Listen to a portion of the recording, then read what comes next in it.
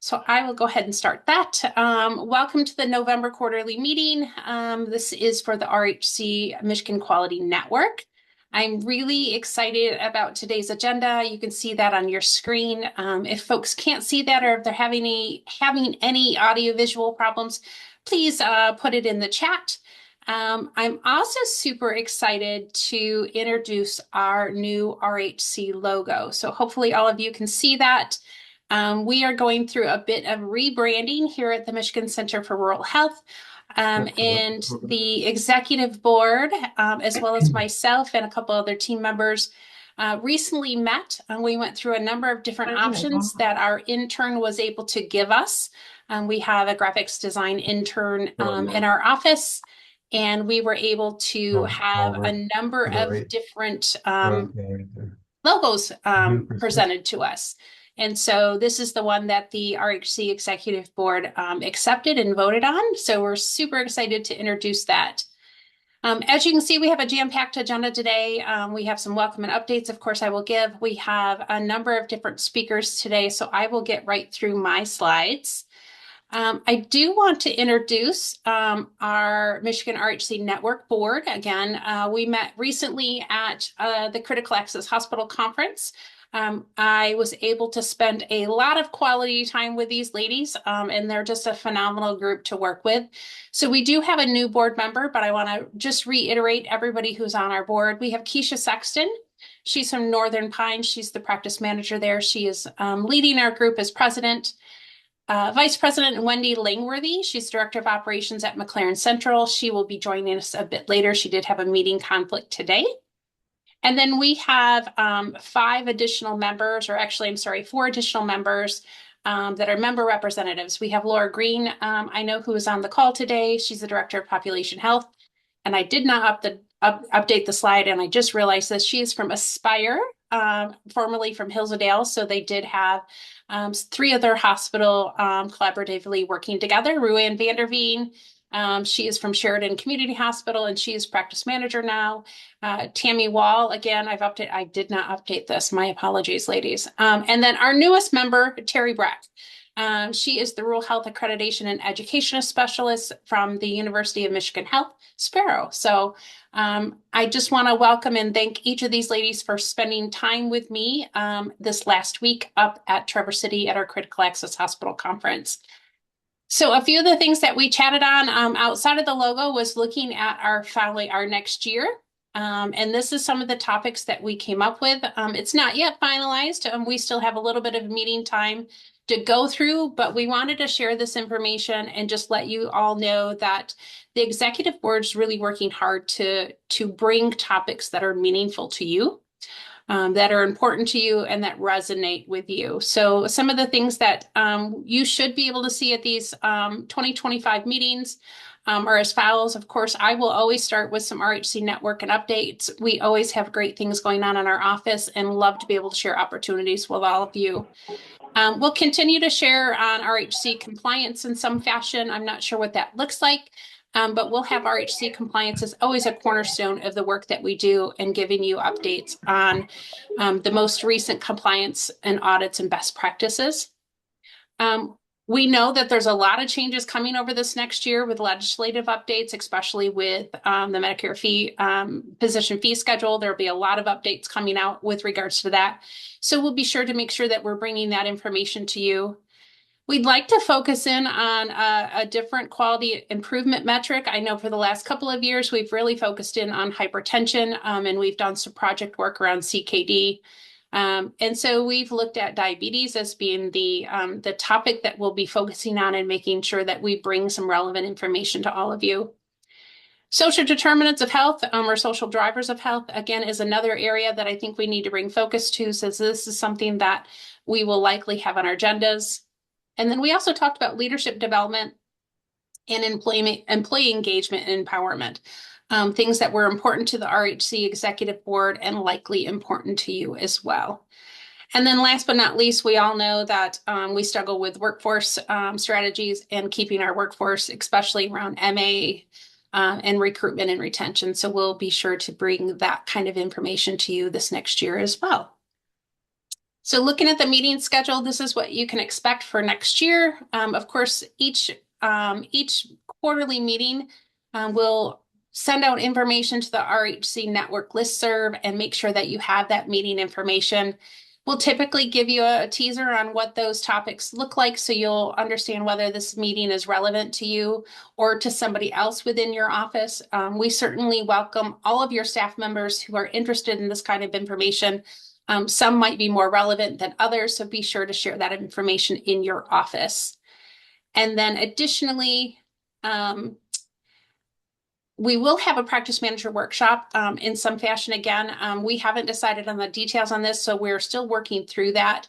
I know that the quarterly meetings are preceded each month by our executive board. So the executive board does meet monthly, and we have another meeting in December to continue to work on the agenda and the topics for this next year. So I will pause and see if anybody has any questions for me. And if not, I am going to turn it over to our first speaker. And our first speaker is Maggie Magoon, and I happened to have the pleasure of meeting her at another conference at Mackinac Island this summer. And we were both being vendors at this conference, and I happened to walk up to her table and said, "Oh my goodness, you have information that my clinics need." And asked her at that point in time, I said, "Would you be willing to share at one of our RHC quarterly meetings?" And she said, "Absolutely." So I'm very pleased to have her. It's a resource that I think is underutilized, and hopefully she'll be able to share some information and you'll find some value in that. So Maggie, I am going to turn it over to you. Thank you. Thank you, Jill, and certainly an underutilized resource. And I'll talk about extension a little bit, but we are in every county and offer many health programs, as I will talk about. So we are considered like the best kept secret. We're trying to change that so that we get the word out more. And I thank Jill and all of you here today to help me get the word out. So I'm going to hope that technology complies, and I will share screen. So wait, let me see. Okay, so can all of you see that? And I will start it then. Yep, we can see it. Let me see. There we go. Can you see full screen now? Correct. Yep, in presenter mode. It looks great. And I don't know how to get rid of that. I'll just move it up to the top maybe. And okay, anyway. All right. Well, again, thank you for, hold on just a second. Okay, technology is good. So thank you for having me here today. As Jill said, my name is Maggie Magoon, and I do work for Michigan State University Extension.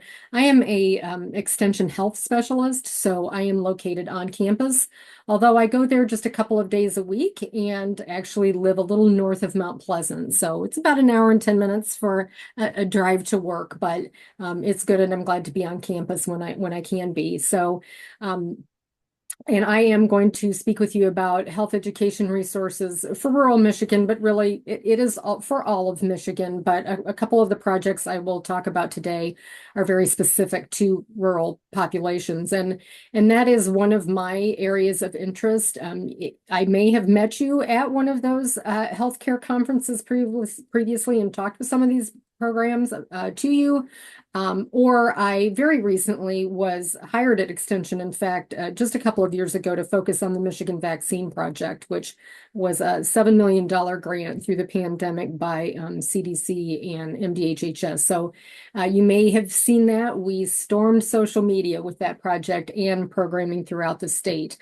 So that's what I came to Extension for, but I really have a lot of experience in working with high-risk groups and populations with which some of these programs do touch on through substance use, opioid misuse. I work with tribal populations and underserved and high-risk groups, and that's really what I've focused on throughout history. So to get information out to rural Michigan is a passion of mine and touches on many of those topics and groups of folks that we provide programming for.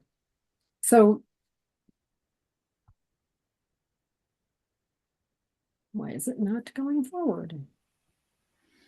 Okay, there. I'll keep my cursor over here. So the first program that I will talk about is the Physician Peer Education Project on Immunization, or PEPI. And that is actually where I met Jill, was presenting this information at a tabling event as an exhibitor. And so I don't know if some of you are physicians. I'm not clear on the audience of this group, but many of you, I'm sure, work with physicians in one way or another, or are nurses or healthcare providers in some sense, or know them or work with them. So this is a very important resource that we offer. We've been offering it since 1995. So many years that CDC and MDHHS have partnered with us to offer this resource. And what this resource is, as the name implies, is a network of physicians throughout Michigan that provides immunization education to other physicians. But it isn't just other physicians, it is also really any healthcare providers. And I'll talk about why we've focused on physicians because of the free CMEs, but we also, some groups can also get continuing education through this, or we go into clinics and practices, and it's just good information for anyone in the office, clinic, or hospital, or what have you, to get information on updated immunizations. So we have this great working relationship with MDHHS. And one of the reasons that we did get this funding way back when is that Michigan had the lowest immunization rates in the US at that time in 1995. We are not the lowest anymore, but we certainly have a long way to go on immunization rates. And it is one of the reasons that we got the grant that I previously worked on with the Michigan Vaccine Project. And during the pandemic, as many of you may well know, across the nation, immunization rates took a hit. So we are slowly trying to work our way back up. And excuse me, one of the trusted sources or main reasons through many surveys that people do get vaccinated is trusting their primary care provider or healthcare provider. So we feel it's vital that healthcare providers get this information. So MDHHS and MSU approve this content. We work on the most updated information from CDC. Typically, we have big changes and big updates around the quarterly ACIP meetings that just happened a couple of weeks ago. And then when the new vaccine schedules, which will be released shortly. But there are changes throughout the year. So we work with them to update the presentations that the physicians then offer throughout the state. So what we do offer is free continuing medical education units. Again, we also work with physician assistants, nurses, nurse practitioners, medical assistants, any folks that would benefit from updated immunization information and who can get free continuing medical educations or CEUs as well. These are 1-hour sessions on immunizations, but we also offer other opportunities to get updates throughout the year. They're mostly in the fall, though. The two other events that MDHHS and MSU Extension partner on is the Fall Flu Webinar. That typically happens around September-ish. And that, as the name implies, is a webinar, so many people can join across the state. And then the second big event that we have is the Fall Immunization Conference, and some of you may have attended that. That was just last week. And we had, I think, about 1,100 to 1,200 people join that conference, and that was online this year. Historically, we have had several sessions throughout different times, different locations, but we did have an online this year. The plan is for next year to have in-person meetings again. We're not sure about locations or number of conferences, but we do hope to have that and plan to have that in person next year. So that is a big gathering in the fall. And then the materials that we provide at healthcare provider conferences, excuse me, are typically information about like up-to-date immunization schedules.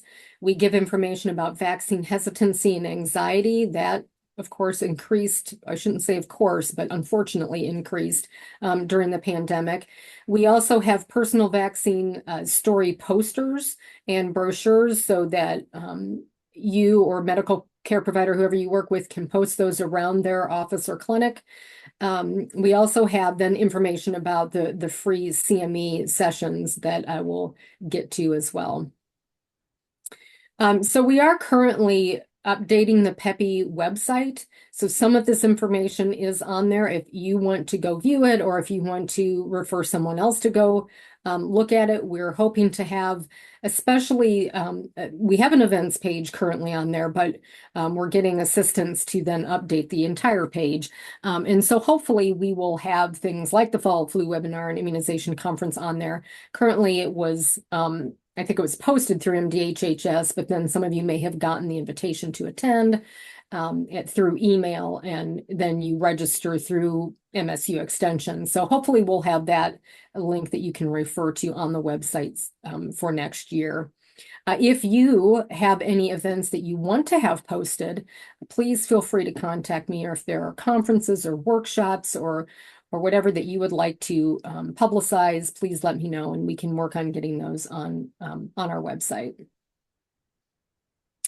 So the topics that we offer, as you think about potentially bringing PEPI to your office or location, but we also do these online, by the way, so we can come in person, but we do have virtual sessions.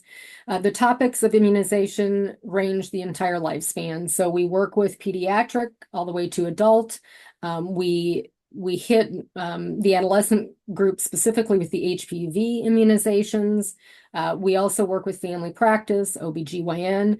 Through the pandemic, we worked even more with healthcare personnel recommendations, so immunizations specifically for healthcare personnel. And then also during the pandemic, one of the areas that grew was building confidence or working with vaccine hesitant patients. So that was a really hot topic and unfortunately continues to be so. Again, if you or your office have any suggestions or interests in new topics that we might present on and offer free CMEs or CEUs, please feel free to suggest those or get with me. And we work with MDHHS then on bringing new topics to clinics or offices. So our PEPI physician network is throughout the state. And I'll show you a map on the next slide that you'll see, but if you look at the locations here, you'll see that it is mostly in the lower half and eastern, as a lot of services are. So we're always looking for more physicians that can present throughout and throughout the state and broaden our range. But you can see, you may be familiar with some of these physicians. Francis Dar, Dr. Dar, has a star. He's not what we would call an official PEPI presenter, just because he's not like available for all presentations, but he has made himself available as needed because he is the representative in the UP, and we don't have a lot of representation there. So again, always looking for representation up there. So this is our map, and as you'll see, as I mentioned, we are concentrated in the lower half, but we do have people in the middle and upper and UP. So many of these physicians have been with our group since 1995, but we also add people all of the time. We just added someone, actually, I think it was the conference where Jill and I met, we added Peter Ziemkowski in Kalamazoo. So we had a physician retire over that way. So fortunately, Peter came to our table and we had a conversation, and he was interested and got approved to present, which I'll talk to you about how to do that in a moment. But we are always interested in reviewing, reviewing and adding people. And so it isn't that they just present right in their local community. The arrangement is that they will travel to you if you, sorry, I think someone's not muted. They will travel to you or to your office. I don't know if someone may want to mute. They will travel to your office within the region, and that is covered in the in our expense. So they will come to you for free. But again, we would like to broaden our number of physicians throughout the state. And if you know anyone that might be interested, please let me know. So again, I'm having problems moving forward. Okay. So if you would like to, or you know someone that you think would like to become a presenter for Peppy, you would contact me first, and we would have a conversation about your interests and what you would like to do. Then as it becomes you're submitting your information, your CV, your topics of interest, or your history and experience. Then what we do is work with MDHHS to review the information and approve you as a presenter. The physicians will sometimes, not always, but sometimes observe, especially a virtual session. They can hop on and just see how it goes. And sometimes we ask them to observe a session or two first, but not always. And then the physicians complete an MSU paperwork packet that is basically so that we can pay them the $300 speaker fee, but it's getting them into the MSU system as a consultant or contractor. Then slides are provided and they must be followed. So I make sure that everyone knows this as they become interested in becoming a presenter. And the reason that we make it a requirement to follow the slides, there are a couple of reasons. First of all, we want to make sure that the most current and accurate recommendations from the CDC are followed, and that we work hard to get those slides up to date as possible so that there's the most current information. Recently, with the ACIP updates, we had some very quick turnaround time with those updates for some of the presentations in the fall. And so we do try to spread these presentations throughout the year, because sometimes if they're right after a major update, there can be pretty quick turnaround. Usually we give the presenters, we try to give them a week. If they've been presenting a long time and there are only a couple of updates, it's fairly easy, but especially for new presenters or after there is a major update, we try to give a little more time because they really need to know these slides and be able to present them as they are. And the second reason is and some of you may know folks that would go rogue with some of the information. We especially have experienced that, not with our physician group, but I think we've all heard people that have expressed opinions during the pandemic that aren't necessarily backed up by the CDC recommendations. So there is that expectation that the slides are followed because of that. Okay. And yes, you will receive, the physicians will receive a $300 speaker fee. All right, so if you are interested in getting a free CME session in your office, you would go to this link or this QR code, and I'll talk a little bit about this if anyone wants to take a picture of that QR code, although it'll be in the slides that I'm assuming you will have access to. Or may already have access to. So this is a very easy Qualtrics survey that just asks a few questions about the location or site that you would want a presentation, or if you want a virtual presentation, the contact information for the person that we would be communicating with. So sometimes that is, if it is a bigger place, may have a continuing education coordinator or office manager or what have you, whoever would potentially coordinate this within the office. And then we work with them also to get information to them about the session. There's a post-test and pre-test and post-test that we collect, a sign-in sheet, all of the information we need to make sure that the participants get CMEs or CEUs, for instance. We also ask the number of participants and then the topic of interest. So some people, we'll get a flood of these after we exhibit at an event, and they'll put every single topic that they want, which is great. We just need to work that in throughout the year as far as requested sessions and finding the physician that's in the area or able or willing to do the session. Right. So that is the summary of PEPI. It was pretty quick for a program that's been around for almost 30 years, but please feel free to contact me about any of these programs, but PEPI especially. So the next program I'm going to talk about is the Rural Health and Safety Education grant. We just got funded on October 1st, so this is very new. We're still getting up and running about the programs, but I'll give a brief overview of that too. That is funded by the National Institute of Food and Agriculture, or NIFA, and it is to provide education, particularly to Michigan rural residents, to reduce pain, reduce sleep deprivation, and reduce opioid use or misuse. And there's some substantial research that has found that pain, sleep, and opioid use do intersect in very complex ways. They're seldom addressed in rural areas, although it's becoming more prominent that opioid use and misuse are discussed for rural populations, um, but it has not, been researched, you know, a tremendous amount. So we found that there is this cyclical nature, and some of you may have experienced it. I certainly have experienced it when I like broke my ankle or something like that. And so people can be involved in this program too that have no intention or are not using opioids at all for pain. You can participate. Everybody on this call can participate, but we are, as I'll talk about, asking for referrals too. I think someone else needs to mute their microphone.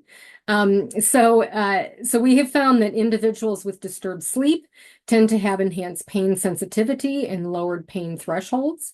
And heightened pain levels are associated with greater sleep disturbances, and this creates this cyclical pattern of elevated pain and sleep problems. And I mean, just think about it. If you're in pain, it's harder to sleep.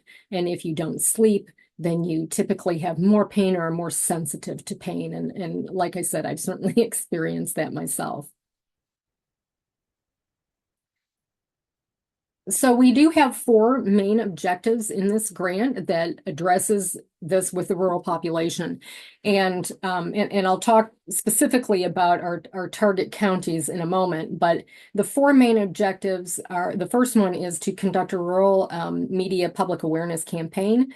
This will be primarily written into the proposal. It was newspaper and radio will be our main way, but we're looking at any opportunity to get this information out, this being one of them. And I thank you all for letting me share this information, but we're also looking at physician offices, physical therapist offices, and I'll continue to talk about that, but more than just newspaper and radio, but that is what was written into the proposal. So the goal is to develop 12 public service announcements per year and an awareness recruitment video that will be made available to the public that people can watch.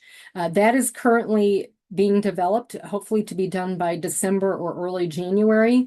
We do have 2 orientation videos for these bundled programs, which I'll talk about and describe in a moment, but they introduce participants to the 2 programs we will offer.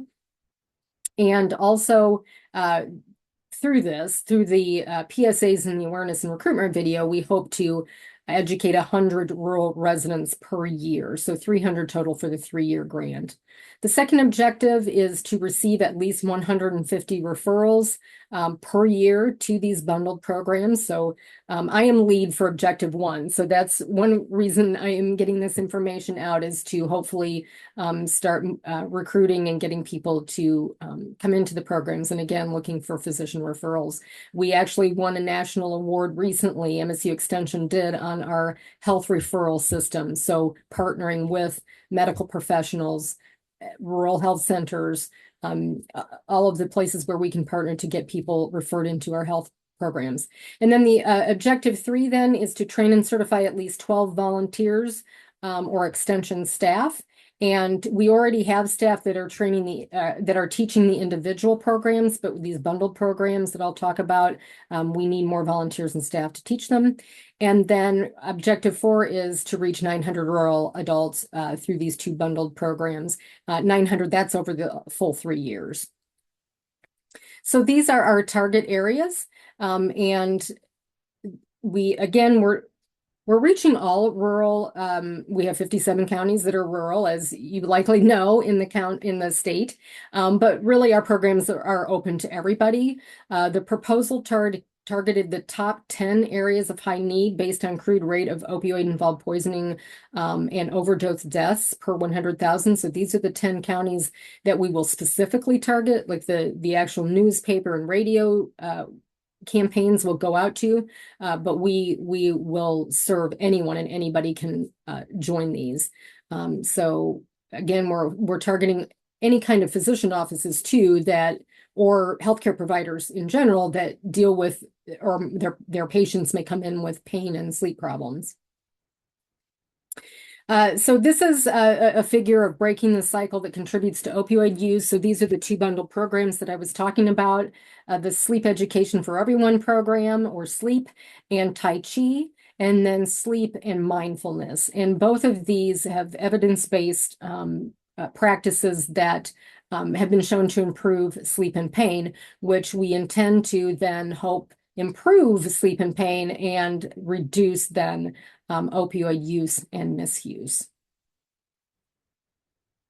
So that is the summary of the Rural Health Grant. Again, we're just getting started. Those will hopefully be on the website soon, and I'm going to talk about that in a moment. But the pain or the sleep and Tai Chi classes will start being offered in December, I believe. The Tai Chi and sleep bundle will be offered in January or maybe early February. So again, these are health programs that currently exist. We have trainers, but we're bundling them for 6 to 8 to 16-week programs where they either meet once or twice a week. So there's more information on that on this, which I will talk about next. So these are additional free extension health programs. They are offered to anyone.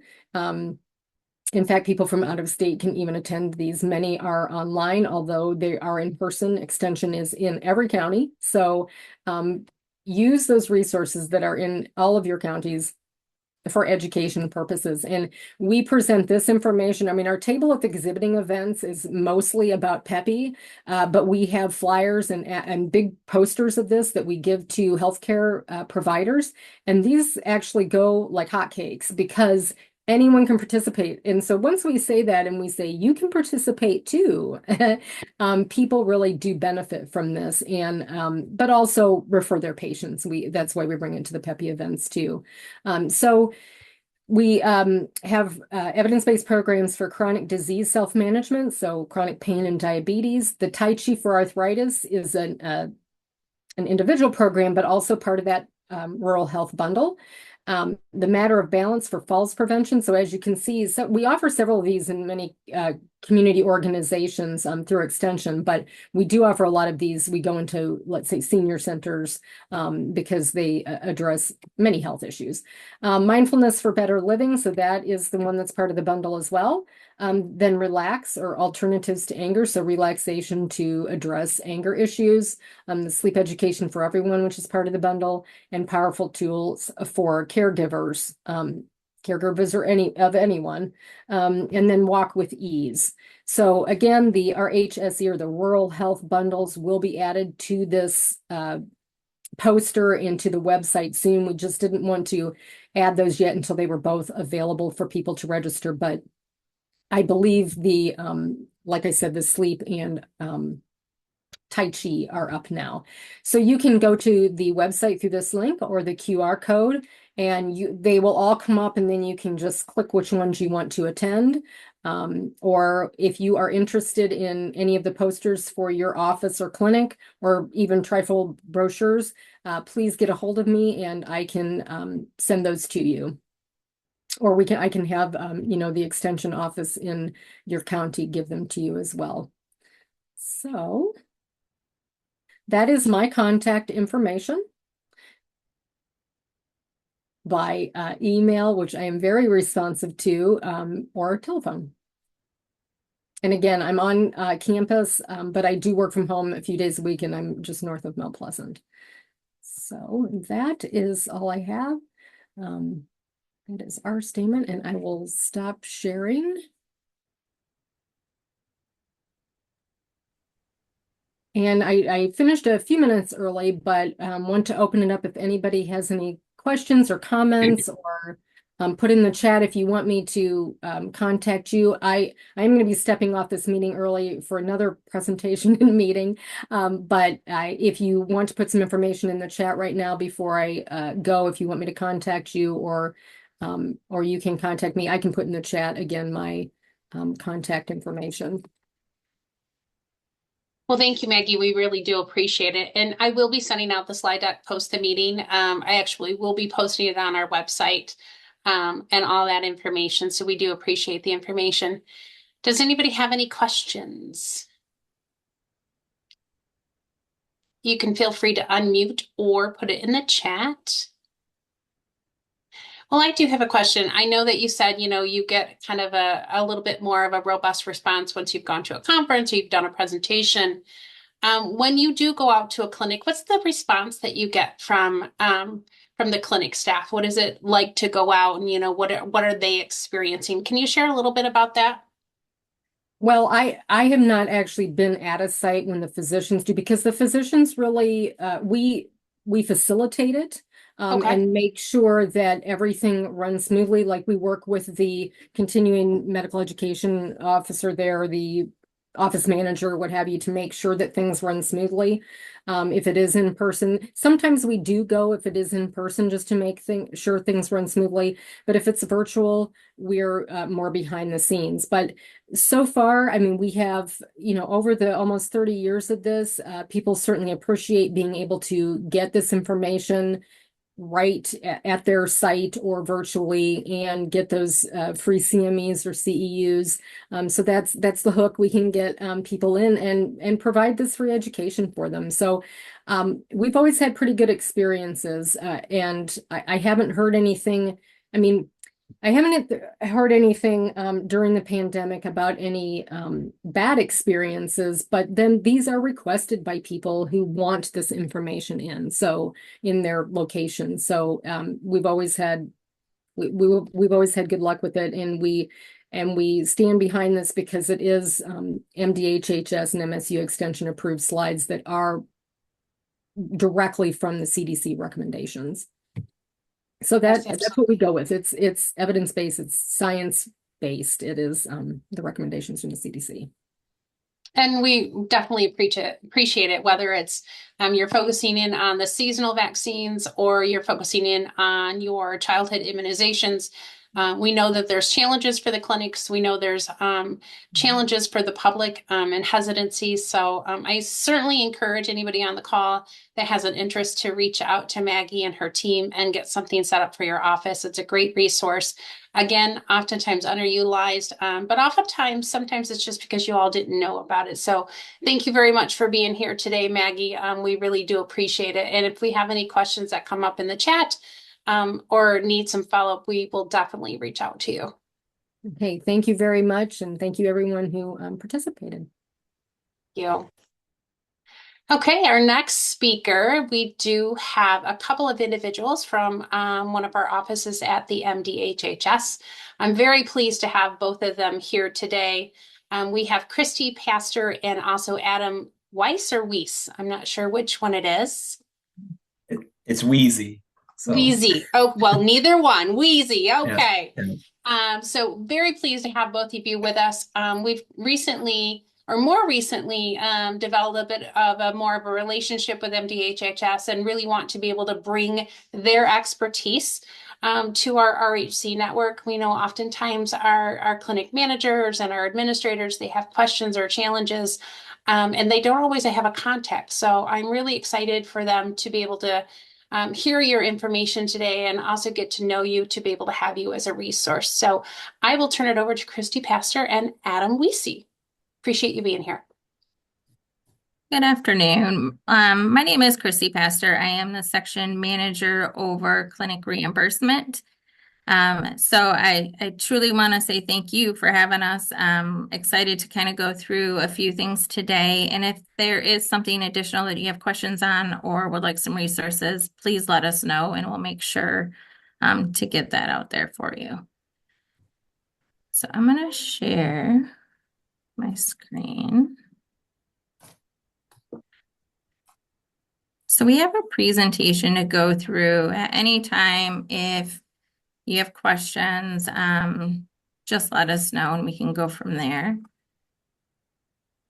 So this is the mission for MDHHS, and it's just providing those services and programs to help improve the safety of our residents of the state. So it's really important to Adam and my team as a whole to make sure RHCs are taken care of. This overview here is kind of what we're going to be talking about. I'll start off by giving a little bit of information on the settlement system, our MCO reconciliation process, facility settlement. We'll go into how quarterly payments are calculated, which is a little bit different than we historically used to do, and then how to update some contacts in FS, how to get some cost report extensions, etc. A lot of this is like hopefully some refreshers on FS and such. So if you have questions, please definitely raise your hand and let us know. The first bit we wanted to talk about was cost reports. As you all know, they're due 5 months after your center's fiscal year end. Something to keep in mind is that we are not providing extensions very often anymore. It is going to be only on like rare occurrences. Let's say you have something very unexpected, like, flood or fire, stuff like that. It's going to have to be something pretty substantial for an extension request to be accepted. So please keep this in mind as you're budgeting your time at year end and make sure that you have plenty of time to get those cost reports in. After the cost report is in and accepted, typically the initial settlement is done right away. And then after 1 year, after your fiscal year end, finals can be done. Something to keep in mind, though, is that all prior years must be finalized before we can do the current year. You potentially will see some revised settlements coming through. Recently, we had some claim corrections that needed to occur, so they are impacting settlements. So at times you'll see some finals. We've been processing them over the last few months. We still have quite a few to go. So if you have questions on those revised settlements, I would really appreciate if you could reach out to your auditor, which at the very end of the slide, you'll see their email contacts coming up. I also wanted to touch base a little bit about the FS reports that we send out. So there's weekly reports that are sent out to every center. There are fee for service report and an encounter report. What it is it shows if we were to do a settlement like this, these are the claims that came through that week. So those would be considered for reimbursement. I do know a lot of centers have a hard time reconciling these weekly reports, and it's a lot to ask to be done on a weekly basis. So we do have centers who request it to be sent or to reconcile it monthly or quarterly. In another slide, I'll share a contact where you can request that information. But I really want to hit home how important it is to reconcile that data to your internal records so we can work on discrepancies before the settlement occurs. It makes things go a lot smoother and ensure that timely filing restrictions are met. So we're good on that side. The other part, this summer we had approval to do meet and greets. This is where me and some of my team come out on a monthly basis just to stop by and say hi, to get to know, build the relationships. We typically get a tour of the facility and hopefully have time to sit down and just talk and get to know you and also answer any questions that you might have. I do know we are going towards the Thumb area, I believe next week, to meet with several RHCs. So we're super excited. So if you happen to get a call from your auditor asking, can we come visit? It's nothing that we're not looking at books or anything. We're just simply coming to meet and just have a good talk and answer questions that you might have. So we typically do these until the snow starts coming. So we are going to do one in November. I don't think we will be doing them in December. And then hopefully by maybe late March, early April, we can resume them. But do know that these are coming out. So hopefully we can get to know more people. The next section, I want to talk a little bit more in particular about this reconciliation side, because this is something I work with quite a bit. With the encounters, that seems to be where we have the most discrepancies when it comes to settlements. So I would highly suggest at minimum that you reconcile your MCO encounters on a quarterly basis. And I mentioned earlier about those weekly reports. A lot of times that is too difficult. So if you would like reports different, like on a monthly or quarterly, feel free to email Rebecca Campbell or your auditor. They can run new detail reports to you. They share them through file transfer. If you message Rebecca, just make sure you send your facility ID with your fiscal year begin and end, and then she can run those and share them on FTA. A lot of times it's just easier to do that versus compiling all those weekly reports onto one Excel file.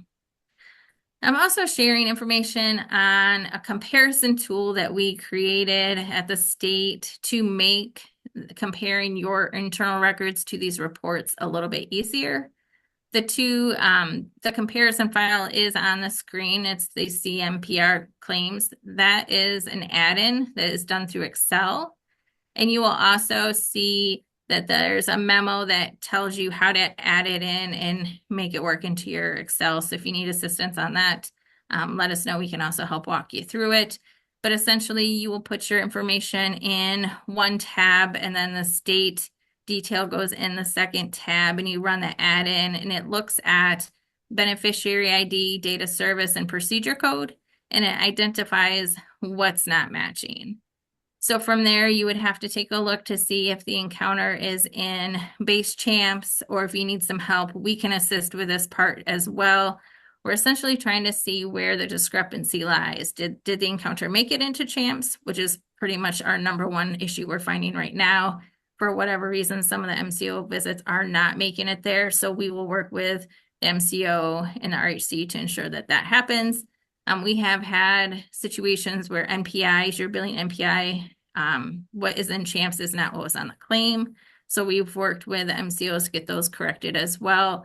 I play a pretty big role in this comparisons and working with the MCOs. So please know at any time you have any difficulties, I'm here to help. So reach out and we can definitely assist you at any time. When you talk to the MCOs, if you reach out to the MCOs, it's really, really important that you include the MCO contract managers, which I have listed here, and I know you guys are going to get this PowerPoint. I also listed the MCO contacts. So these two slides are really important to make sure that both are included in your email. I even tell centers to include myself as a CC, because sometimes you get responses quicker than you would if differently. So feel free at any time to do that. Nancy Coolman for my team also helps with the MCO reconciliations. Her email is at the end of this presentation, so she is another good contact to go to. But again, really, really please reconcile often. This is one of the biggest discrepancies we're finding with the settlements. And I think Adam takes over from here. Okay. You want me to share my screen, Christy? Sure. Okay. See if I can figure this out.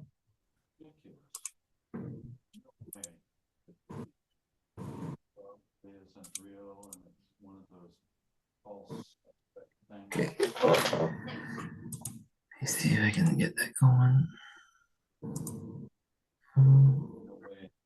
All right. So I guess the next part I'll talk about here is these are basically more tips on how to navigate within the FS system, more like specific details on certain topics that may be of interest. So the first thing is that it's always good to make sure that all the contact info regarding your facility is up to date in our system. So to do that, you would log into Champs under either your FS clinic profile or FS RHCP if you're a hospital-based RHC. There's two separate profiles. But anyway, once you log in, you can go to the facility button, and then in the drop down is manage facility information. On that will show 2 or 3 different types of contacts. One of them is the settlement contact, which is the person that can receive any automated messages whenever a cost report or a settlement has been calculated and ready for review from the provider's perspective. Only one person at a time can have that specific contact type, but multiple users can have access to the FS system. It's just for this contact, it's only one person allowed at any given time. Another type of contact is called file transfer. We have an area on the My Login page called file transfer area or application. But anyway, that's our secure platform where we upload like those detail reports Christy was referring to earlier, because those have obviously line by line patient data that's confidential, and we do not want to email those between providers and our office. So we upload them to the secure site, and up to 4 people can request access to your clinic's specific area inside the file transfer application. Then we also have a general area out there just for any information, memos, or software that are applicable to all, RHC types. So our website, or that in FS, it would show who has file transfer access at this moment in time. So that might be useful information to know. So, on the next page, we have, I guess, regarding extension requests. I mean, as Christy mentioned earlier, there's 5 months in order for them to be submitted after the conclusion of a fiscal year. If more time is necessary, we do allow cost report extensions to be submitted inside the FS system, and we allow for a max of up to 60 additional days at a time.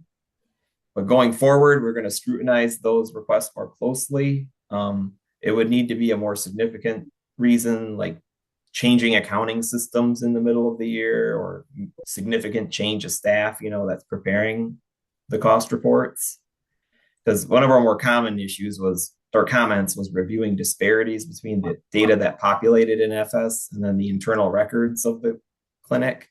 And that's really not a valid reason, because providers are welcome to change the data in the cost report to reflect their internal figures for visits and payments that were reimbursed during the fiscal year. You can review on your own time, because again, we allow, you can review data on a regular basis during the fiscal year to verify that, if there's any data that seems to be missing, that we can address that while the fiscal year is in progress and not all at the end. So we can send screenshots if you're interested in submitting cost report extensions, but it shouldn't really be a common occurrence going forward. So the next actions you might want to take is you can modify your MCO associations in FS. And what MCOs are your managed care organizations, the health plans, that participate with Michigan Medicaid. In order for specific lines for each health plan to be generated on the cost report and then be on the settlement too, that you have to establish an association inside FS with each health plan that you have a signed contract with. And I guess I'm bringing this up because I know that the health plans that participate with Michigan Medicaid have kind of changed their service areas and the counties in which they want to operate. So if you did sign up with a health plan that is new to your area in the past few months, you'll want to submit an MCO association so that that line for that particular health plan is now going to be generated on the cost report, and then also allow any qualifying, visits and payments to flow through to the cost report and annual settlement. And I think we're going to be okay with leaving health plans that may have left, the county area, just because there's some patients that might still be grandfathered in with them or something like that. So it's more about making sure that you're adding any new site or any new health plans to your facility ID in the FS system, so that you receive, any eligible visits and payments that, that make sure that is all included on your annual settlement. Second, I thought, okay, here we go. So the next section here is dealing with archive documents. Any reports, those detailed reports and settlement letters are generated in FS and they are out in the archived documents area, which again is all under the FS system. So you mean you'd log in using your FS profile and Champs, go to the go to facility, and then the drop down, there's an archive documents area. And once you're in there, you can sort by document title, and they're sorted by the scan date when they were generated in FS. And so I would suggest the most useful are your annual encounters detail report, which shows all your health plan MCO data, and then your annual claims detail report, which that shows all your fee-for-service claims that were billed directly to Champs for those patients that are not enrolled in a Medicaid health plan. These reports are generated about 3 months after the conclusion of a fiscal year. However, they are generated manually on the state's end of the system, and that's what we can send to you on a regular basis, depending on how often you would like to receive that data. Again, you can either email your assigned auditor or Rebecca, and we can upload those to your file transfer area, because again, that's confidential info that we can't email to you directly. You would have to be aware that, like if you're requesting the annual report, if you're like 3 months into your new fiscal year, it obviously have everything from fiscal year begin to the current date. So, because we only send detailed reports that are on an annual basis, so you'd have to just use filters and whatnot to isolate the data that you were trying to compare to your records. Best to being the Zodiac. And then we also have the initial and final settlement letters out there that show all of the visits that are eligible for your prospective payment rate, and then all the payments that were received from payers according to our records. So I think we have 3 worksheets for primary payments from the MCO itself, crossover payments from Medicare CMS for your dual eligible patients for Medicare and Medicaid.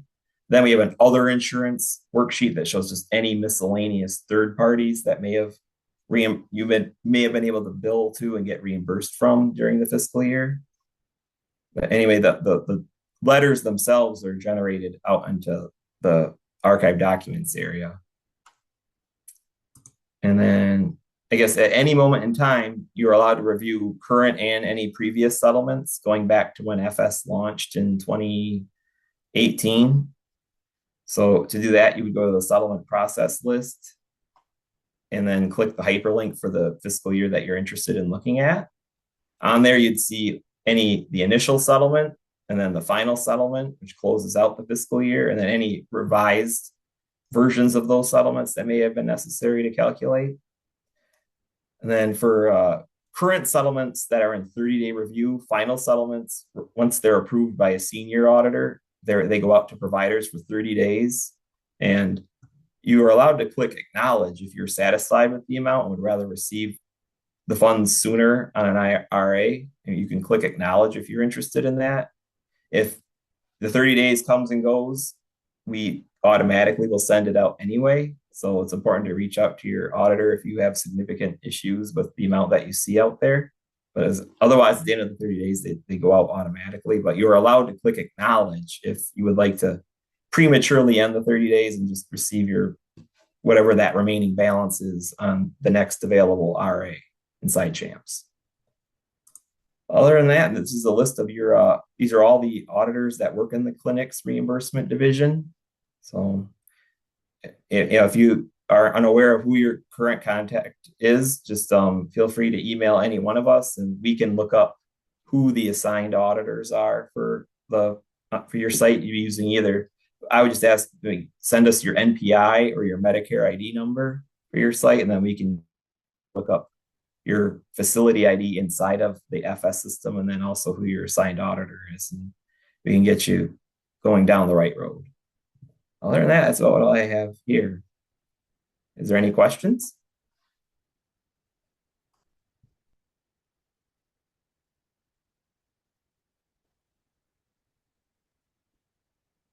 We do have some time for questions if anybody has any questions. I know that there are a wealth of knowledge, so even if it's not specifically what they presented on. I'm sure if they don't have the answer, they have a resource that does. So I'm going to pause for just a minute and ask any questions.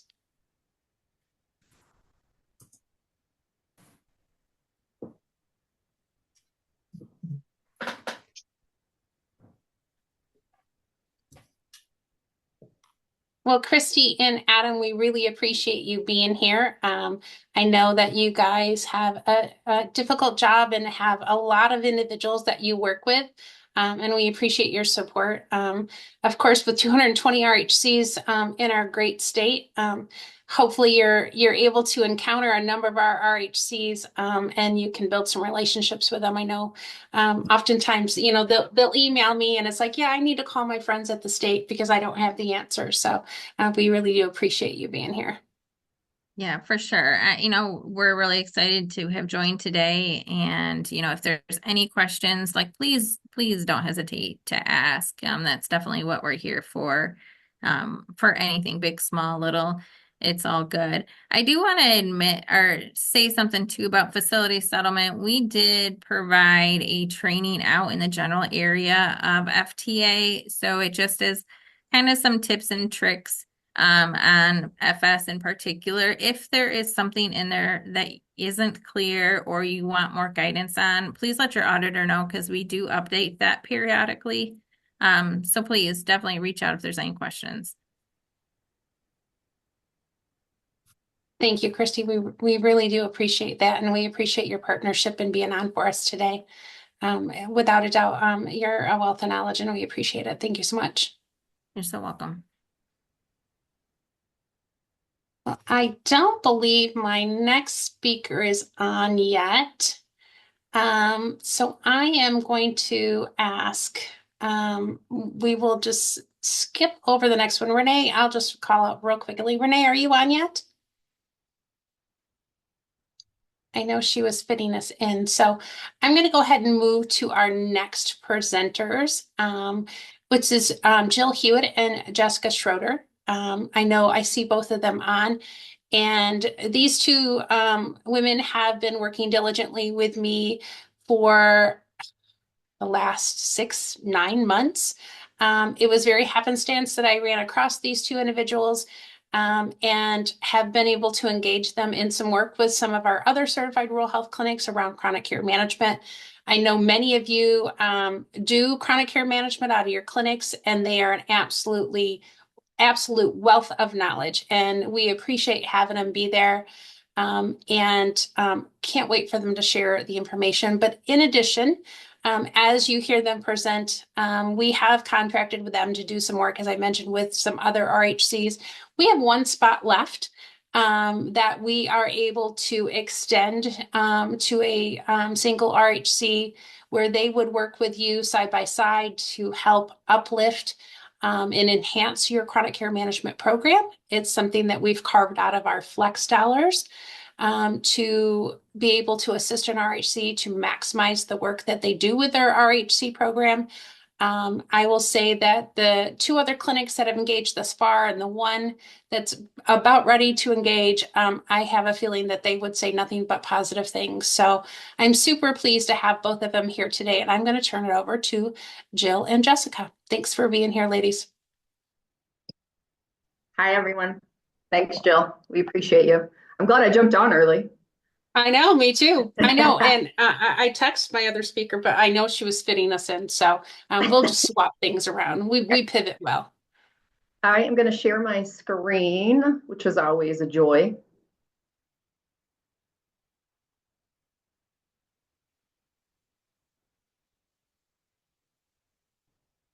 Can you guys see that yet? No? Now we can. It's coming up. Okay. There we go. I'll let you see my email.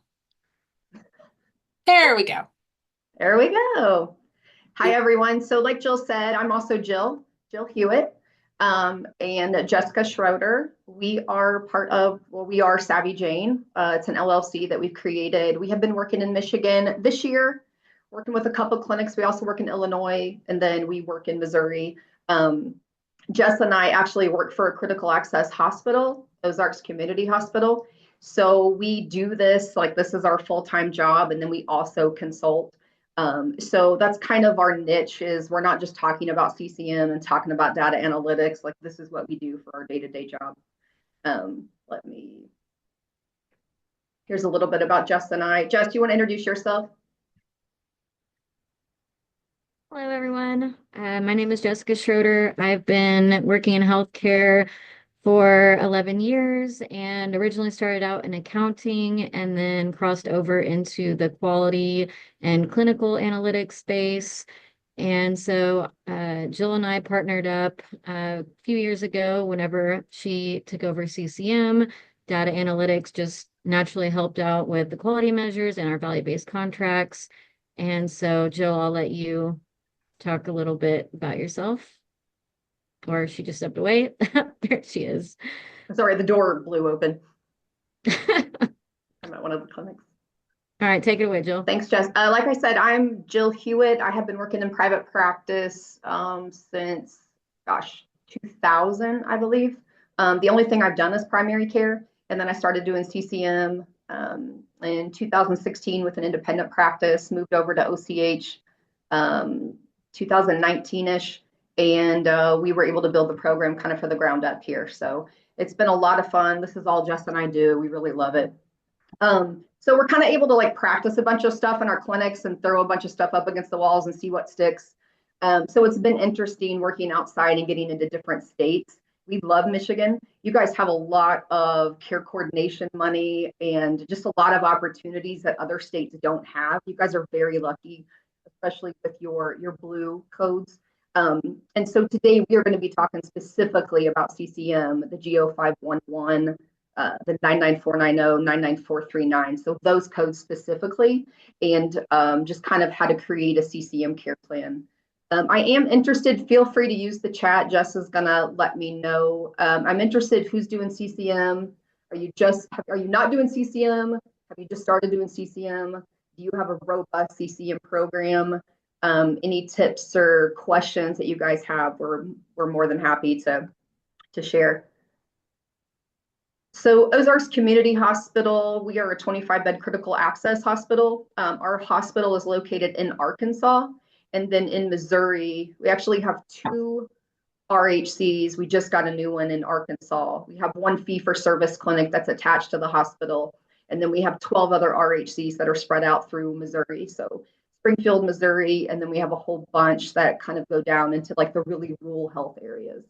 So, transportation is challenging and getting patients to appointments is challenging. We have a unique client base to where they have lots of opportunities and options to go to lots of different hospitals because our hospital is actually, 2 hours away from my location. My location is in a busier area. So we have challenges with trying to run down records and continuation of care and all that fun stuff. Right now, I have 14 care managers that we have throughout the organization, and we bill around 1,550 CCMs a month. That took a lot of building. We had to kind of start in the clinic where we had a provider that was all in, and then it just caught fire, and we went from there. We'll talk more about Savvy Jane later, but kind of what Jess and I do is we work with you to use the tools that you already have for CCM. We aren't really for all the big vendors because what we've seen so far is they're just kind of taking your money and they're kind of having these touches with your patients. Sometimes we've had people that they're not always relaying the information back to the providers. So we kind of teach you how to build that CCM program in-house with the staff and the. Can I put these in I'm here? sorry. Say it again. Sorry about that. I think that we had just someone who came off mute accidentally. Oh. Keep going. So what Jess and I do is we kind of come in and we help you build your own CCM program that fits your clinic. It works with your staff for your patient population and your providers. So we don't want to have to use a lot of extra stuff. We're able to work with several different EMRs. We started with TrueBridge or CPSI. That's kind of how we got rolling. We were doing really well with CCM, and so we presented at the national conference this year, and then we just started meeting a lot of clients that way. And so now we're working in eClinicalWorks, Cerner, Epic, There's a few others that we're in now. So all of which just using what you currently have and making CCM work for your clinic. So our CCMs, typically people always ask, like, what else do they do? I usually have about 150 to 200 patients per month. That's kind of the cap. You have certain care managers that just probably aren't going to hit that. And some of our smaller RHCs, they might have less patients, but they help out more in the clinics. So they're able to jump in when the clinics are short-staffed. They're able to assist with PAs, referrals, all of the Medicare wellness prep the CCMs do, regardless if they're enrolled into the program or not. Even if they're not currently enrolled in CCM, that is an opportunity for us to, offer the program to the patient. And then, of course, it's a way for us to boost our value-based care program. Jess is great because Jess is able to pull all the data analytics out of our EMR and put it into this beautiful huddle sheet. So as our patients walk in the door, we're able to kind of see exactly what the patient needs when they walk in the door. So if they need a colonoscopy or they need a Medicare wellness, or their A1C was high, or maybe they need a UDS or a blood pressure recheck, we're able to see all of that stuff. So that's been a big help for us to be able to kind of capture the gaps as the patients walk in the door. So like I said, the codes we're going to be talking about today is the G0511, which is the RHC code. And then we have the 99490 and the 99439. We use those, of course, in both the clinics. We use them in the urban or the fee-for-service clinics. And then in the RHCs, we use the G0511. For next year, we all know the G0511 will be going away.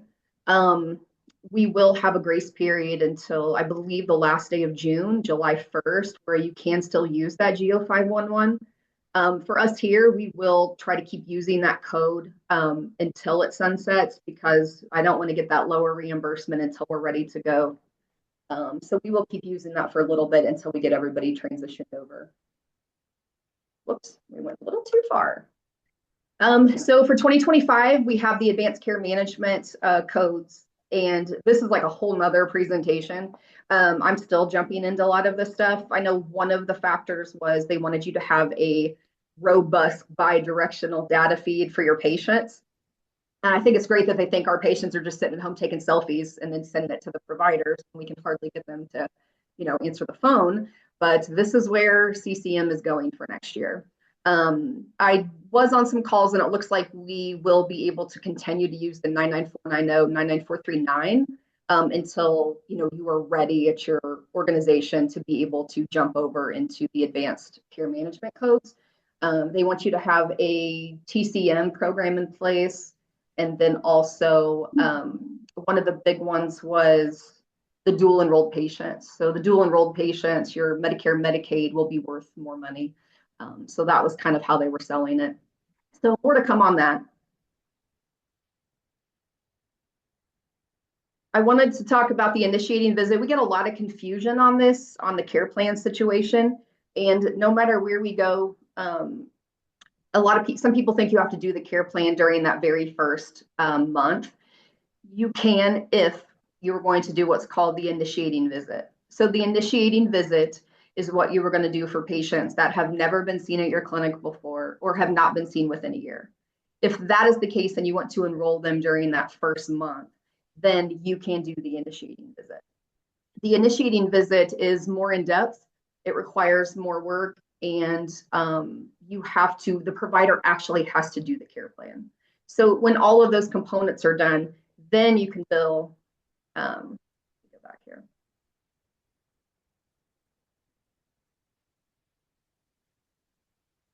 I think I froze. There we go. Then you can bill, along with an E&M visit, you can bill the G0506. So if you want to do the initiating visit and you have all of those components, then you can bill it along with the patient's office appointment. We don't have a lot of providers that are going to also knock out a care plan for like a new patient. There's already a lot going on during that visit. So what we do is we just schedule them for a Medicare wellness visit for the next visit, and we can enroll them at that time. Does anybody have any questions about that? I actually met with the organization last week that came down and actually sat with us and kind of shadowed, and their vendor that they use, they actually have to go into a portal and won't even let them enroll the patient until they actually complete the care plan, which, that can really slow down your progress when you're trying to get patients enrolled. Are there any questions on this? Feel free to unmute yourself and ask a question or put it in the chat. We're welcome to take questions throughout the presentation. Yeah, anytime you want to have a question, throw it in or come off mute or send it in the chat and Jess will let me know. Jill, Yes. it's Rue. Hi, Ruru. Hi. I thought the other Jill had put it in the chat box, but I'm not seeing it, Jill. The question about the GO 511 and how many times it can be billed. I had actually sent it to her via email, and I was just Oh, going to got forward you, that over got to you, got you. Okay. But All right. if the other Jill, Huey, if you want to shed any light on that, that would be great as well. Yeah. So for January 2024, CMS allowed the RHCs to be able to bill the GO 511 in, more than one increment. They also came up with some other programs. The community health integration program was one of them, and the behavioral health integration was another one. So we have actually been enrolling patients into the CHI program based off the SDOH screening that we're doing at the Medicare wellness visits. So if the patient flags any, the homeless, food, any of that type of stuff during the visit, then they are enrolled into the CHI. That's a whole separate consent. The Medicare wellness nurse or the provider will go over the details of the program, and then we send that to a CHW who then completes for that particular code is 60 minutes worth of time, and there's a whole entire enrollment template that goes into that. If that patient is also enrolled in CCM already, then that CCM will continue to do the work that they would normally do for their primary care, all while the CHW is working on, maybe housing or food or having difficulty paying for medication. As long as you don't duplicate services, you can bill those. That would be billed as a GO 511 times 2. You cannot have them on separate lines of service. It has to go in as a quantity of 2 all on the same line. We've also done it for if you spend, 20, 40, 60 minutes worth of time, we've done it for those patients as well. I don't like to do it for patients that don't have a secondary insurance because we just eat the time because they're going to get a higher copay. So we have been careful with who we are using it with, but we have been capturing it. Most insurances pay really well. Medicare pays well on it, and they will pay for, we get about a $71, times 2 or 3, depending on how much we use it. Some of the MAP patients, Medicare Advantage patients, might be like, whoops, didn't see it. And then we go and resubmit it, and then they'll pay for it. Now, next year, that will change. I think next year, even though they're decreasing the rate, I think being able to use the separate codes and being able to describe time under different codes is going to help everything be a little bit more payable. Because I feel like a lot of the Medicare Advantage plans have just been like, oh, we didn't see it. And then if we don't catch it, it just, nobody is none the wiser. So yes, that was active for January 1st, 2024. You good, Rue? She says yes. Here are the 12 components of a care plan. This doesn't mean everything has to be into the care plan. These are not all required. It's just that this is, it's not limited to. I like for people to kind of come up with their own care plans. We have providers that have gotten involved in making care plans, but we need to make sure we at least have some of these core elements. We always want to make sure that we have the problem list. And these are the patient's chronic conditions. So anytime we do a care plan, we want to make sure we don't have, vomiting, nausea, ear pain. We don't want any of that stuff. We want just their chronic conditions. And then we want to make sure that they are to the highest specificity. So this is a good time that we do like a provider review prior to the care plan. So we will actually have the provider review the problem list. They will review diagnostic information labs, make sure that everything is up to date. And then I don't know if we have any TrueBridge users, how difficult the problem list can be within TrueBridge. So we'll actually go in and clean up that list and make sure we resolve any acute diagnoses so that that is up to date. When that happens, everything pulls into the care plan template much easier. So it makes everyone's life easier. Let's go. So here's some of the things that you can use. These are also all on the CMS website. You can go and look at these. So we want to make sure the current chronic conditions, anything that is expected to last at least 12 months or until the patient's death. We want to make sure all chronic conditions are in the problem list. And then we want to make sure the coding, we don't want to just have diabetes, make sure it's type 2 diabetes, type 1 diabetes, hypertension, maybe they have CKD.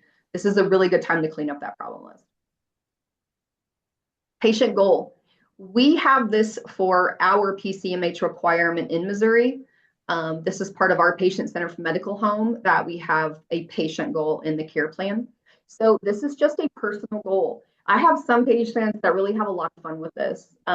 Sometimes they get really creative of what their goal wants to be. Sometimes they're like, as we have more relationship with them, they get a little bit more open and we can I had one guy that wanted to go to the moon. And so we basically created a plan for him to go to the moon. He hasn't made it yet, but we're still working on it. The next line is going to be patient concerns and barriers to care. So this is really important. We want to know, what are the patient's health concerns? What are their concerns? So the patient would like to lose weight. They want to have better blood pressure control. They want to be able to lower their A1C. Again, sometimes you've got to kind of pull this information out of the patients, but once you get a better relationship with them, they do become a little bit more open. We're going to talk about when you can't get a hold of the patient and when you have the patient right in front of you, or if you're over the phone, how we can get some of this information.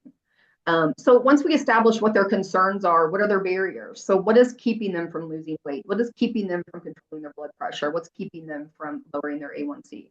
So this is just like I would be in a room, with a patient or talking to them on the phone. They're having an issue with weight loss because she has bad knees.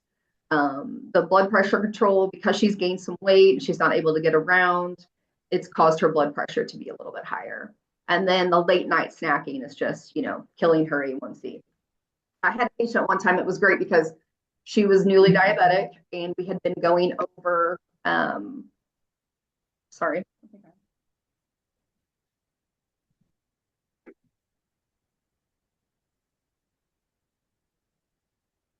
Wasn't plugged in.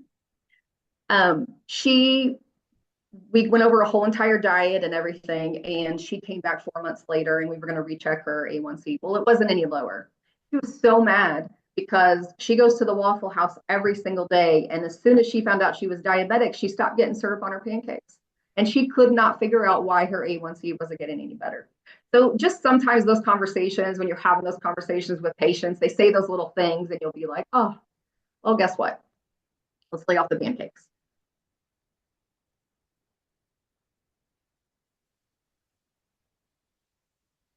The custard again. There we go. Achieving care plan goals. So after we go over these concerns and these barriers, we want to make sure that we have a plan of maybe some ideas that we can do. And this is brainstorming that you're going to do with the patient. So for weight loss, and this is just we just made up a patient. I'm going to show you a care plan after this. It's actually Mrs. Claus, if anyone is interested.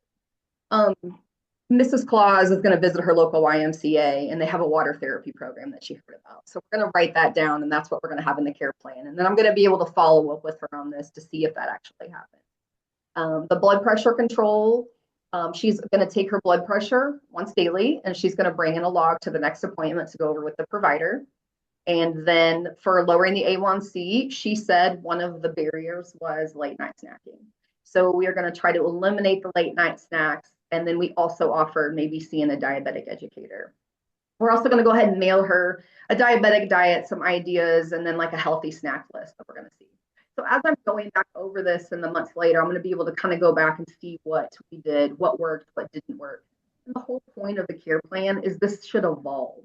So we're not always going to have all of the answers right out of the gate. As we develop that relationship with the patient and they trust us more, we're going to be able to make this bigger and better.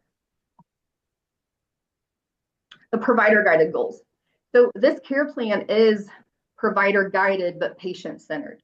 So sometimes when I meet with people, they're overthinking the care plan a little bit. If you talk with your provider, a lot of times they're going to give you everything that you need for sure in that Medicare wellness visit. You're going to have a lot of information to get a care plan down after the Medicare wellness visit. And then based on some standing orders that you may have in your clinic, if you don't, that's a great time to create some. We know how the patient or how the provider is going to treat certain scenarios. So if they do have a blood pressure problem, the provider is going to say, hey, let's keep a blood pressure log, let's go over it. If they have blood sugar issues, well, let's keep track of that. So some of that stuff, when you have a conversation with your provider, you're going to already know the things that the provider wants the patient to do. And a lot of times they're in the note as well. So we're not thinking, how are we going to solve the patient's problems? We're going through the patient's notes and we're seeing what did the provider suggest to the patient? What were some of those conversations that were had? And we can find those in the notes. So when I went through the chart, I could see that the doctor told the patient he would like for her to lose at least 10 pounds. He advised her to quit smoking. He did want her on a low sodium diet, and then the blood pressure log and the blood sugar log.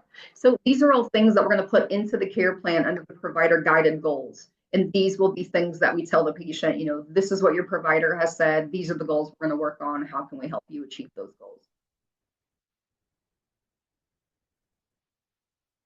Lab and clinic appointments. I added this several years ago, and it's been it's been really great for the clinic staff. The patients sometimes don't know when they're supposed to come in, and we have different systems in different clinics. Some patients can't actually exit the building until someone lets them out. We have some that have a discharge process where maybe the patient is told, when to follow up, and then they go to the front desk. We have some where the patient just walks out of the building. And so in our system, it's very hard to get a discharge summary printed fast enough in order for the patient to have it. So in this particular clinic, we have like little purple sheets. And so the little purple sheet, the provider will quickly write down, when they want their Medicare wellness or when they want their next appointment scheduled. If we can get an idea in the care plan, then the patient always knows what the expectations are. So if they're on controlled pain meds, we're going to see them every 1 to 2 months for the pain med appointments. And then I always put UDS due per controlled pain med contract. If they're uncontrolled diabetes, the providers are going to do about every 92 days. We're going to recheck the A1C until they are at goal. So that is in there. And then every 6 months, we are going to do their lipids, fasting. I always put the expectation so the patient knows if they need to be fasting or not. The more you go over this with the patient, you point to this section, they really do start to follow it and pay attention. We always have multiple times on the care plan about the Medicare wellness visit. The Medicare wellness visit is the biggest thing that you can do for the patient one time a year. One time a year, we need to address all of their chronic conditions. We need to be able to have conversations with the patient about what immunizations are due. And then we can order any type of, screening, testing for that early detection, prevention, all that fun stuff. So we always put that in there, and then I put Medicare wellness scheduled. So we have one clinic where when the patient comes in, they use that huddle sheet and they automatically hand the patient their Medicare wellness appointment. One of our PCH requirements is they have to have a future appointment. So they have found if they do the Medicare wellness, then they will always meet that measure, even if it's next year. I like that. I was a little bit nervous about it at first because I think when you schedule patients out a year, they don't come. But because we had such great wellness nurses that were calling those patients, reminding those patients, doing reminder calls, sending out paperwork, it's actually worked out really well. Any questions so far? You guys are easy. Resources and support. So CMS wants to see who does the patient have as their resource and support. This is not a HIPAA thing. I always stress this to the patient. This does not mean we're going to release your medical records to your church family. That's not what this means. This means if you were to be in a crisis, if you would have knee surgery or you would fall and you would be hospitalized and have to come home, who would you have that would be able to, bring you food or pick up your medications? Those are the types of things that we want to see. So when a patient's hospitalized, we will immediately go to this section because I want to know, do they have anyone that's going to be able to help them? So that could be family members, friends, neighbors, church family. Sometimes they will be very vague about, yeah, I have a son, or yeah, I have a neighbor. As we get going more, a lot of times I'm like, well, what's your son's name? And we start getting more names and, who everybody is and their neighbor that lives 2 houses down and all that stuff. So we will add that information into the care plan as the patient gives it. But normally when you're forthcoming, like we're not going to release your information, then they start coming up with more. At first, they might be a little nervous about, well, why do you want to know this? But that's exactly why. We want to know who will you have to depend on if you needed them for a health-related problem. Specialists and other providers involved in care. This is possibly one of the most important sections because this will keep you busy for an entire year if you have a patient that has 2 or more specialists. This is the part for us, especially because we're so spread out and because patients can go to tons of other hospitals. We have a hard time running down records and finding records and keeping up with their appointments. So CCM has really boosted that. Our providers love the fact that when the patient comes in, they already know these records are scanned and they're charted. We're keeping up with when is their appointment, when was their last appointment. We're reading through the records. A lot of times the patients aren't told during a specialist appointment when to follow up. We have ran in that too a lot. So we will go through the records that they'll say follow up in 6 months, and we'll tell the patient will be like, well, they didn't say anything. So we're keeping track of all of that stuff. So a lot of times we will keep track of all this information. When we know there's an appointment coming up, we will remind them about it. We will then call and get the records. We will scan those in, have the provider review. So here's just a little breakdown of what this would look like in their care plan. So again, we have Mrs. Claus, a cardiologist, what hospital, and then they have an upcoming appointment on 11/20/2024. So immediately in December, after I review, I'm going to see that, oh, this patient had an appointment upcoming last month. So I'm going to go in and look and see if I can pull those records. If I don't see any records, I'm going to call the patient and say, hey, did you make it to that appointment? This month, if I was reviewing this chart, I would say, hey, you have an appointment coming up November 20th with Dr. Claus at North Pole Hospital. Are you going to be able to make it? Orthopedics, sometimes they will have an upcoming appointment, but we can't schedule it for them. We've had that before where we can see when it's due, but we tell the patient, we have to keep reminding the patient. And so sometimes I'll say, can I call and make this appointment for you? We will try. Some places will say, well, we need the patient to call. So that's just stuff we keep track of. And then as they update us with that information, we will update this care plan. We have a lot of this. Dr. Mother Nature Breathe Easy Pulmonology Group, they do not have a follow-up indicated for the patient. It's just follow-up as needed for the patient. So if there would ever be a pulmonology referral that would come from our provider in-house, I would be able to look at their care plan. The provider would look at their care plan and say, okay, we're going to go ahead and send them back to pulmonology. It looks like they've already been there.